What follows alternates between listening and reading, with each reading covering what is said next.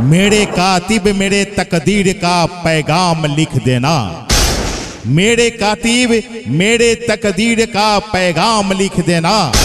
मेरे तन के हर एक हिस्से पे हिंदुस्तान लिख देना।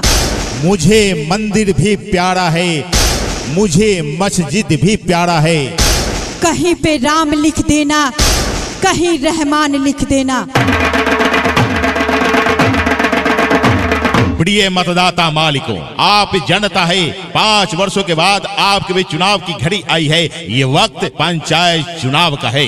आपको चुनाव करना है, क्योंकि जनता और नेता के बीच लगाव जरूरी है। अगर कोई नेता समझे जनता को बेजुबां, तभी चुनाव जरूरी है। प्रतिनिधि बन जाए अगर गद्दार, वहाँ बदलाव जरूरी है। आप मतदाता साथी अपने क्षेत्र की हर एक समस्याओं को जानते हैं।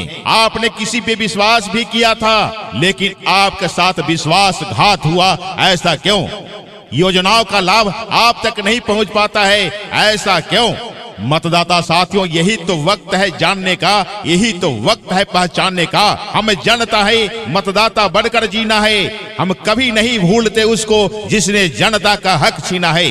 मतदाता साथियों, यही वक्त है वैसे विकास पुरुष उम्मीदवार का चुनाव करें, समर्थन करें जो आपके क्षेत्र में विश्वासी हो, आपके क्षेत्र का रहने वाला हो।